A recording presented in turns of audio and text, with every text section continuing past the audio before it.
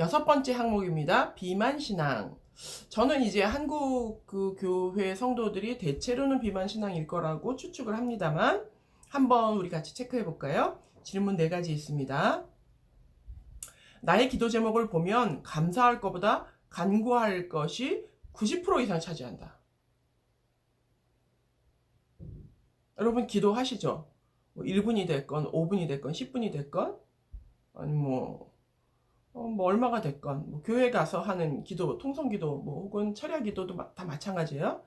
그 기도의 내용 중에 간구가 대부분이다. 그러면 이제 5점을 주는 거예요. 아니 나는 감사가 거의 다야. 그러면 1점이겠죠? 간구의 비중이 훨씬 더 크다. 그러면 5점. 거의 대부분 간구다. 그럼 4점.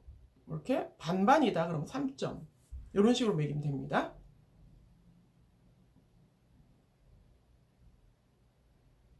두 번째 질문. 내가 하나님께 구한 복의 종착지는 나와 가족이다. 이 얘기는 뭐냐 하면 하나님 뭐 이걸 해주세요. 우리를 뭐 건강하게 해주세요. 뭐 시험에 붙게 해주세요. 뭐 경제적인 여력을 주세요. 했는데 그게 이제 나하고 나의 가족이 끝이라는 거야. 복을 받는 그 마지막 종착역이 나와 가족이라는 거야. 그러면 5점. 그게 아니라 나는 다른 사람을 위해서 기도한다. 그러니까 뭐 공부하는 이유도 다른 사람을 돕기 위해서 혹은 뭐 경제적인 여력도 다른 사람을 위해서 혹은 다른 사람을 위한 기도가 더 많다. 뭐 그럴 경우에는 1점이 될 수 있겠죠. 내가 하나님께 구한 복의 종착지가 나와 가족이다. 그러면 5점입니다.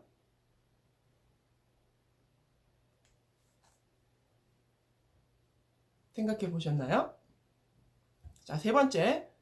나는 다른 사람들을 위해 하는 일보다 나와 가족을 위해 하는 일이 월등히 많다. 그러니까 비율을 따지는 거예요. 나와 내 주변에 가족들을 위한 일을 내가 많이 하고 있는지 아니면 다른 사람, 좀 이타적인 일인 거죠. 다른 사람을 위해서 하는 일도 많이 하고 있는지에 대한 질문인데 나와 가족을 위해서 거의 대부분 한다면 5점이에요. 뭐 거의 대부분은 아니지만 그래도 많다 그러면 4점.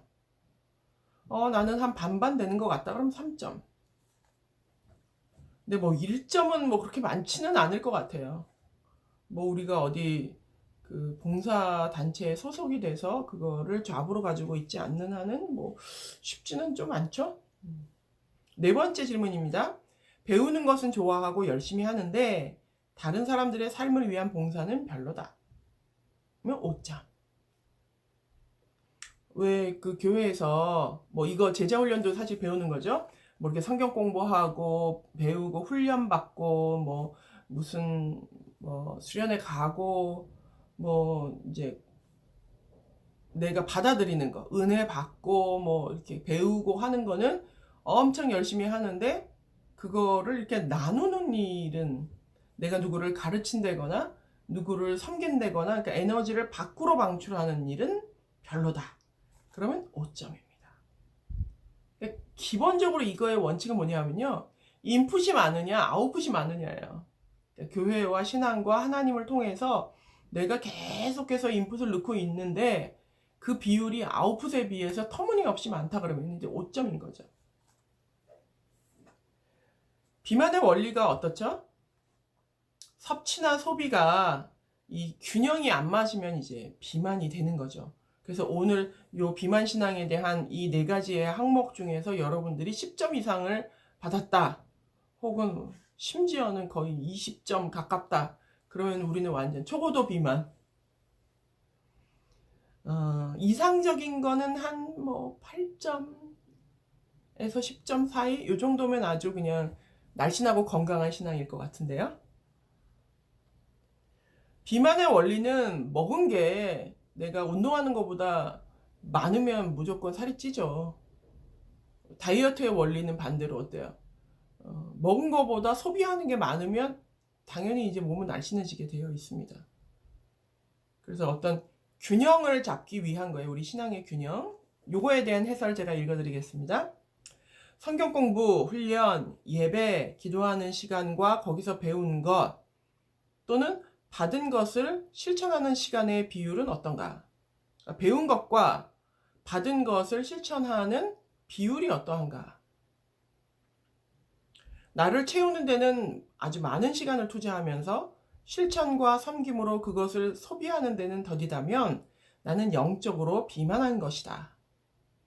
내가 배우고 얻은 것만큼 나누는데 노력을 기울여야 한다. 내가 은혜를 받은 만큼 사람들에게 은혜를 베풀어야 한다. 사실 은혜 받는 게 되게 중요하잖아요. 은혜를 받아야 우리가 영적인 건강을 유지하니까요. 은혜 받는 게 중요한데 받기만 하는 거죠. 내가 받은 은혜를 다른 사람에게 함께 나누는 일을 해야 되는데 그 부분이 좀 부족하지 않나 하는 거를 이제 체크하는 게 이 항목의 목적입니다. 내가 영적으로 건강하려면 나를 위한 복을 가득 채워야 한다고 생각하는가? 아니면 받은 것을 나눠야 된다고 생각하는가? 저도 약간 그 초반 신앙에는 그게 있었던 것 같아요. 은혜를 막 많이 받으려고. 받으면 너무 좋잖아요. 하나님과 가까이 있는 것 같고 하나님을 느낄 수 있고 또 성령 충만하고. 그런데 그 다음이 필요하다는 거예요. 성령 충만해서 다른 사람한테 친절히 행하고 다른 사람을 돕고 그들을 긍휼히 여기고 그 은혜를 나누는 일을 할 필요가 있다는 겁니다. 7번째 하겠습니다. 입 닫은 신앙, 침묵의 복음입니다. 예상이 되시죠? 자, 4개의 질문이 있습니다. 교회로 사람은 데려오지만 영접은 다른 사람에게 맡긴다. 이런 사람 있어요. 막 새생명 축제 때 막 사람을 인도해가지고 목사님 데리고 왔어요. 이 사람 영접시켜 주세요. 근데 뭐 그분이 막 신앙생활 막 한 50년 한 권사님이야. 장로님이야. 근데 영접은 다른 사람한테. 만약에 교회로 누군가를 데려왔는데 이 사람에게 하나님을 설명할 수 없다. 영접을 시킬 수 없다. 그러면 5점. 아니 난 내가 다 할 수 있다. 그러면 1점. 그 중간은 3점. 이렇게 됩니다. 2번째 질문. 누군가 복음이 무엇인가? 라고 물으면 딱히 뭐라고 대답할지 모르겠다. 나를 붙잡고 복음이 뭐예요? 라고 물었는데 내가 대답을 못해. 그러면 5점. 아니 망설임 없이 복음은 이겁니다. 라고 설명할 수 있다면 1점입니다. 여러분은 몇 점일까요?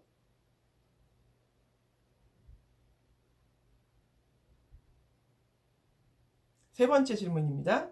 하나님을 안다고는 하지만 뭐라고 설명하기가 어렵다. 하나님에 대해서 그게 뭐 간증이 됐건 아니면 내가 알고 있는 것이 됐건 그것을 설명하는 게 너무 어렵다는 5점. 아니 나는 할 수 있다. 그러면 1점이겠죠? 그 중간에 어느 정도의 위치에 있는지를 한번 점수를 매겨보시기 바라요. 자, 4번째 질문입니다. 사람들을 많이 만나지만 신앙에 대해서는 언급하지 않는다. 그러면 5점이에요.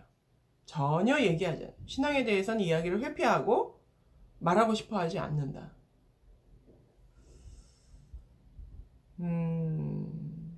저는 이 부분은 생각을 좀 많이 해볼 필요가 있다고 생각을 해요. 우리가 본능적으로 좋은 걸 만나잖아요. 예를 들어서 고기를 먹었어요. 너무 맛있어. 근데 너무 싸.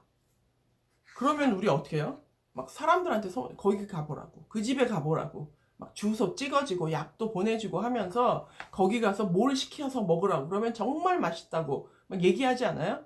내가 진심으로 그게 좋을 때는 하나님에 대해서 이렇게 언급하는 것을 회피할 경우에는 사실 1차적으로는 복음에 대해서 잘 모른다라고 볼 필요가 있고요.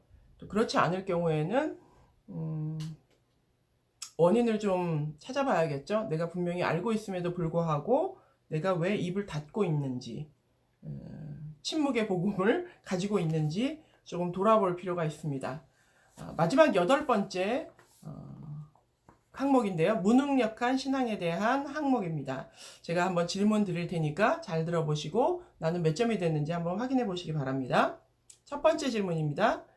사회에서 신앙인으로서 어떻게 행동해야 본이 되는지 모르겠다. 그러니까 신앙인으로서 어떻게 사회생활을 해야 옳은 것인지에 대한 분별을 잘 못하겠다. 5점이에요. 아는데 못한다 라기보다 도대체 뭐가 잘 사는 건지 모르겠다. 이게 5점.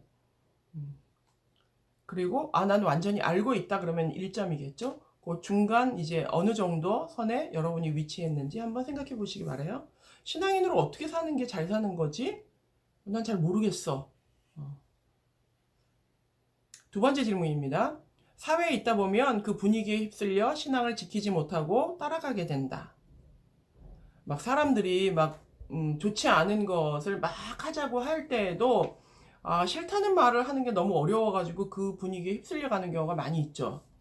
그러니까 내 신앙의 기준으로는 하고 싶지 않은데 그 사람들이 막 하자고 해서 어쩔 수 없이 매번 그렇게 쓸려간다 그러면 5점. 좀 그런 경향이 있다 그러면 4점. 뭐 그럴 때도 있고 아닐 때도 있다 그러면 3점. 아니 나는 내가 더 주도적이다 그러면 2점. 그렇지 않아. 나는 항상 내가 신앙의 기준에 의해서 내가 원하는 것을 내가 선택하면서 살아 그러면 1점. 이렇게 하시면 됩니다. 세 번째, 사회에서 하나님의 뜻대로 사는 사람들을 보면 유별나다는 생각이 들고 조금 창피하기도 하다. 직원들끼리 같이 식사를 하는데 어떤 한 사람이 식기도를 길게 해요. 그게 이제 뭐 쟤는 꼭 뭐 저렇게까지 해. 뭐 한 번 식기도 안 하면 뭐 어떻게 돼? 이런 마음이 든다면 5점. 그러니까 신앙인이라는 것을 티를 내는 거가 이제 창피하다고 느끼면 5점인 거죠. 이런 경우는 조금 저는 제외해야 된다고 생각해요. 뭐 저도 가끔 가다가 보는 일인데 뭐 요새는 흔치는 않습니다만 식당에 갔는데 막 여러 명이 둘러 앉았는데 이제 목사님처럼 보이는 분이 막 그 식당에 다 들리도록 큰 소리로 막 식기도를 막 하면 창피하죠. 왜냐면 민폐니까. 듣고 싶지 않은데 들어야 되니까. 그거는 조금 피해가 되는 행동이기 때문에 창피할 수 있는데 그거 말고 이제 사회생활 하면서 뭐 가끔가다 막 11조를 정말 철저하게 하는 사람 보면 참 저 사람 꼭 뭐 저렇게까지 할 거 뭐 있나, 혹은 다른 사람을 위해서 배려하거나 아니면 봉사활동을 하거나 아니면 무슨 이런 그냥 사회인들이 봤을 때 조금 신앙인이라는 게 티가 나는 그런 행동을 봤을 때 좀 창피하다고 생각하거나 유별나다고 생각할 때 만약에 그렇다면 이제 5점이라는 겁니다. 아주 쉬운 예로는 뭐 성경책을, 요새는 뭐 성경책 잘 안 들고 다니지만 옛날에는 성경책 들고 다니니까 창피해서 신문지에 싸가지고 다니기도 했었어요. 저희 고등학교, 중학교 이때는. 저는 왜 그런지 몰랐는데 그 창피해서 그랬다 그러더라고요. 네 번째 문항입니다. 언제나 결심은 하지만 사회 속에서 신앙을 드러내는 것이 어렵다. 그러니까 마음에 결단은 하는데 사람들이 있을 때 감히 식기도를 못하는 거죠. 혹은 내가 크리스찬이라는 얘기를 감히 못하는 거죠. 왜냐하면 조금 두려운 마음 때문에 일 수도 있고 부끄러워서 일 수도 있고 뭐 이런. 그렇다면 5점이에요. 신앙을 드러내는 것이 어렵다면. 이 항목이 체크하려고 하는 내용이 뭐냐 하면 세상에 늘 휩쓸려 가는 거죠. 세상과 늘 타협하는 거예요. 세상에서 나의 신앙의 뜻과 이것이 부딪힐 때 그것이 크던 작던 상관없이 늘 그들과 부딪힐 때는 그들의 뜻을 따르게 되는, 결국에는 하나님의 뜻을 따르지 않는다는 의미도 있을 수 있습니다. 그래서 이런 경우에는 경건의 모양은 있으나 능력은 없다라고 하는 전형적인 스타일인 거죠. 그러니까 능력 없는 껍질만의 신앙, 그냥 언제나 그들에게 따라가 버리는. 그래서 이 항목에 대한 전체 질문이 뭐냐 하면, 나는 세상의 분위기에 맞추어 살고 있는가? 아니면 하나님의 뜻에 맞추어 살고 있는가? 여러분은 어느 쪽에 더 무게중심이 있으세요? 조금 직장이나 학교나 이런 데서 보면 곤란한 상황이 벌어지기도 하죠. 왜냐하면 다수의 사람들이 내가 신앙이라고 생각하는 거와 반대되는 결정으로 가고 있을 때 나는 그렇게 할 수 없을 것 같아요 라고 얘기하는 게 쉬운 일은 아닙니다. 그거를 쉽다고 얘기하는 건 아니고요. 다만 모든 순간에 거기서 맞춰서 산다면 나와 하나님과의 신앙생활은 뭐가 될까요? 하나님의 뜻대로 산다는 건 뭘까요? 내 방 안에서 하나님의 뜻대로 사는 게 신앙은 아니잖아요. 내 삶의 전 영역에서 하나님의 뜻대로 살아야지 되는 거죠. 그게 진짜 신앙이죠. 그런 면에서 사실 우리는 너무 많이 타협되어 있는 부분이 있어요. 그거를 이해해주고 그럴 수 있다라고 얘기를 해주다 보니까 사회에선 사회대로 살고 교회 안에서만 하나님 뜻대로, 내 방에서만 하나님 뜻대로, 성경대로 얘기하면 그건 사실 말도 안 되는 거예요. 성경에서 내 방 안에서 하는 거는 기도할 때 골방에 들어가라 그랬죠. 그래서 조금 저는 여기서 여러분께 약간의 도전을 하고 싶은 부분은 말씀대로 살기 위해, 하나님의 뜻대로 살기 위해 우리가 조금 더 노력할 필요가 있지 않을까. 신앙생활을 내가 하나님 앞에 받으려고만 하는 게 아니라면 그거는 너무나 기복적인 신앙이죠. 말로는 기복적인 신앙을 폄하하는 것 같은 그런 지식적인 태도를 취하면서 나의 실제 신앙의 스타일은 나를 건강하게 해주시고 내 앞길을 열어주시고 가는 길을 인도하시고 내가 받으려고 하는 것만 챙기고 내가 해야 되는 거 아무것도 안 하고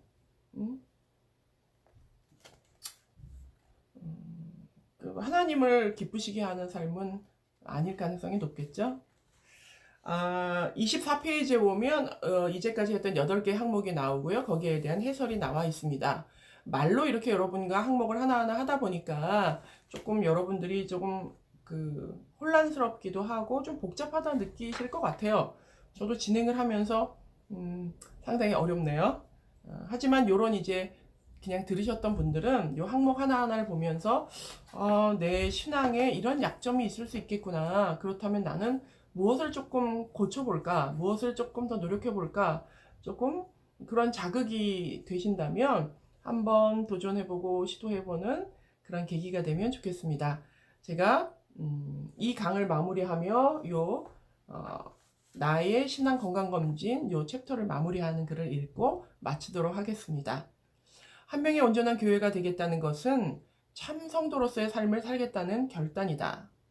영혼 없이 예배드리며 세상과 똑같은 거품 같은 성도가 될지, 죄와 세상에 늘 무기력하게 무너지고 세상을 따라가고 부러워하는 무능한 가짜 성도가 될지, 복음을 아는지 모르는지 침묵하며 숨기고 사는 비겁한 성도가 될지, 아니면 삶으로, 말로 복음을 분명히 드러내는 성도가 될지를 결정해야 한다.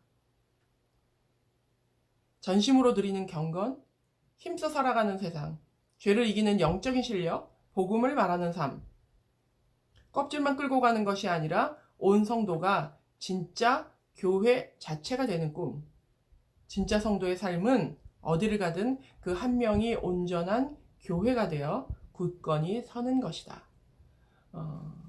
이 과를 통해서 내 건강에 어떤 부분에 문제가 있는지를 발견하고 진짜 어디서나 똑같은 하나님의 자녀로서의 책임감 있는 삶을 살겠다고 결단하시는 여러분이 되기를 바랍니다. 일주일도 승리하십시오. 감사합니다.